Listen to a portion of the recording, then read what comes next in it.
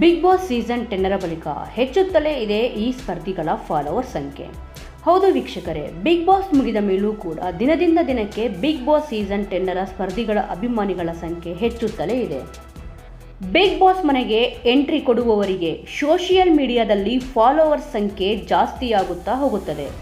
Big boss journey ಆರಂಭವಾದಾಗ ಇದ್ದ follower ಸಂಖ್ಯೆ ಕೊನೆಯಲ್ಲಿ ಅಧಿಕವಾಗುವ ಸಾಕಷ್ಟು ಉದಾಹರಣೆ ಕೂಡ ಇದೆ.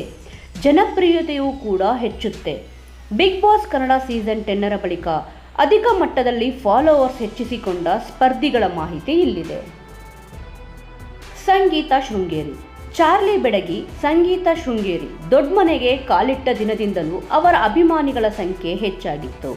ಬಳೆ ವಿವಾದದ ಬಳಿಕವಂತೂ ಅವರಿಗೆ ಬೆಂಬಲ ಹೆಚ್ಚಾಗಿತ್ತು. ಕಾರ್ತಿಕ್ ಮಹೇಶ್ ಅವರಿಗೆ ತಲೆ ಬೋಳಿಸುವ ಟಾಸ್ಕ್ ಕೊಟ್ಟ ಮೇಲೆ ಅವರ ಹಿಂಬಾಲಕರ ಸಂಖ್ಯೆ ಕುಸಿತಗೊಂಡಿತ್ತು. ಆದರೆ ಮತ್ತೆ ಅವರ ಫಾಲೋವರ್ ಸಂಖ್ಯೆ ಏರುತ್ತಲೇ ಹೋಗಿದ್ದು, ಬಿಗ್ ಬಾಸ್ ಮನೆಯಲ್ಲಿ ಅವರ ನೇರ ನುಡಿ ವೀಕ್ಷಕರಿಗೆ ಇಷ್ಟವಾಗಿತ್ತು.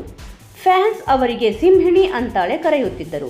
ಬಿಗ್ ಬಾಸ್ ಮನೆಯಿಂದ ಹೊರಬಂದ ಮೇಲೂ ಅವರಿಗೆ ಫ್ಯಾನ್ಸ್ ಸಂಖ್ಯೆ ಹೆಚ್ಚುತ್ತಲೇ ಹೋಗುತ್ತಿದೆ. ಸದ್ಯ ಸಂಗೀತಾಗೆ ಇನ್ಸ್ಟಾಗ್ರಾಂನಲ್ಲಿ 6,15,000 ಫಾಲೋವರ್ಸ್ಗಳು ಇದ್ದಾರೆ. ಇನ್ನು ಡ್ರೋನ್ ಪ್ರತಾಪ್ ಮನೆಗೆ ತೆರಳುವುದಕ್ಕೂ ಮುನ್ನ ಡ್ರೋನ್ ವಿಚಾರವಾಗಿ ಪ್ರತಾಪ್ ಸಾಕಷ್ಟು ಟ್ರೋಲ್, ಟೀಕೆ ಹಾಗೂ ಅವಮಾನಗಳಿಗೆ ಒಳಗಾಗಿದ್ದರು. ಬಿಗ್ ಬಾಸ್ ಮನೆಯಲ್ಲಿ ಅವರ ನಡವಳಿಕೆ ಕಂಡು ವೀಕ್ಷಕರು ಅವರನ್ನು ಇಷ್ಟಪಡಲು ಆರಂಭಿಸಿದರು. ಜೊತೆಗೆ ಇನ್ಸ್ಟಾಗ್ರಾಂನಲ್ಲಿ ಅವರಿಗೆ ಸಾಕಷ್ಟು ಫ್ಯಾನ್ ಪೇಜ್ಗಳು ಹುಟ್ಟಿಕೊಂಡವು.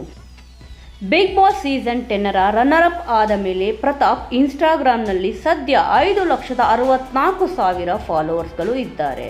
ಒಟ್ಟಾರೆ ಬಿಗ್ ಬಾಸ್ನಿಂದಾಗಿ ಜನರಿಗೆ ಡ್ರೋನ್ ಪ್ರತಾಪ್ ಮೇಲಿನ ಅಭಿಪ್ರಾಯ ಬದಲಾಗಿದೆ ಅಂತಾನೆ ಹೇಳಬಹುದು.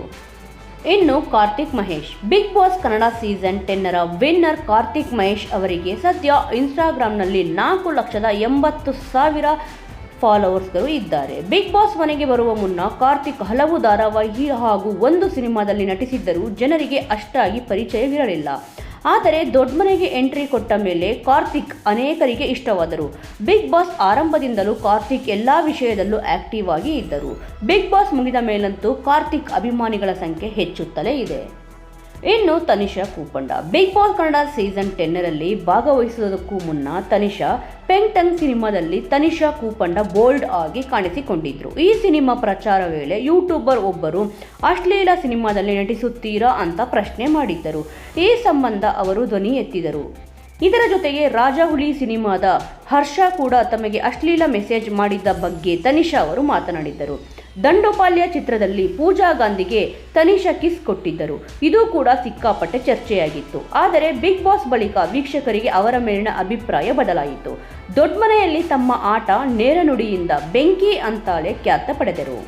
ಸದ್ಯ ಅವರಿಗೆ 3,74,000 ಫಾಲೋವರ್ಸ್ಗಳು ಇದ್ದಾರೆ. ನಂತರ ವಿನಯ್ ಗೌಡ. ಬಿಗ್ ಬಾಸ್ಗೆ ಬರುವ ಮುನ್ನ ವಿನಯ್ ಗೌಡ ಕನ್ನಡ ಕಿರುತೆರೆಯಲ್ಲಿ ಶಿವ ಅಂತಾರೆ ಖ್ಯಾತಿ ಪಡೆದಿದ್ದರು.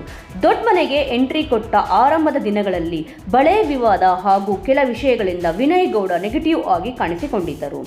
ಆದರೆ ಕ್ರಮೇಣ ವೀಕ್ಷಕರಿಗೆ ಅವರ ಮೇಲಿನ ಅಭಿಪ್ರಾಯ ಬದಲಾಯಿತು. ವಿನಯ್ ಹೊರಗಿನಿಂದ ಅಗ್ರೆಸಿವ್ ಆಗಿ ಕಂಡರೂ ಅವರು ಮನಸ್ಸಿನಲ್ಲಿ ಯಾವುದನ್ನೂ ಇಟ್ಟುಕೊಳ್ಳುವುದಿಲ್ಲ ಎಂಬುದು ಅರ್ಥವಾಯಿತು.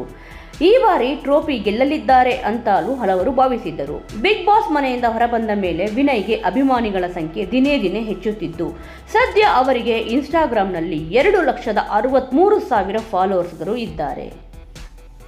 ಇನ್ನು Namratha Gowda. Bigg Boss Kannada season 10ರ ಆರಂಭದಲ್ಲಿ ನಮ್ರತಾ ಗೌಡ ಅವರು ವಿನಯ್ ಅವರ ಗುಂಪಿನಲ್ಲಿ ಹೆಚ್ಚಾಗಿ ಕಾಣಿಸಿಕೊಳ್ಳುತ್ತಿದ್ದರು. ಹೀಗಾಗಿ ವೀಕ್ಷಕರು ಅವರಿಗೆ ಚಮಚ ಅಂತ ಹೆಸರಿಟ್ಟಿದ್ದರು. ಈ ಬಗ್ಗೆ ವಾರದಾದ್ಯಂತದ ಸಂಚಿಕೆಯಲ್ಲಿ ಸುದೀಪ್ ಕೂಡ ಪ್ರಸ್ತಾಪಿಸಿದ್ದರು. ನಂತರದಲ್ಲಿ ನಮ್ರತಾ ತಮ್ಮ ಗೇಮ್ ಆರಂಭಿಸಿದ್ರು. ಎಲ್ಲ ಟಾಸ್ಕ್ಗಳಲ್ಲಿಯೂ 100% ನೀಡುತ್ತಿದ್ದರು. ನಮ್ರತಾ ಬಿಗ್ ಬಾಸ್ಗೂ ಮೊದಲೇ ಇನ್ಸ್ಟಾಗ್ರಾಂನಲ್ಲಿ ಹೆಚ್ಚು ಹಿಂಬಾಲಕರನ್ನು ಹೊಂದಿದ್ದರು. ಆದರೆ ಬಿಗ್ ಬಾಸ್ ಬಳಿಕ ಅವರ ಫಾಲೋವರ್ಸ್ ಸಂಖ್ಯೆ 1 ಮಿಲಿಯನ್ ಆಗಿದೆ.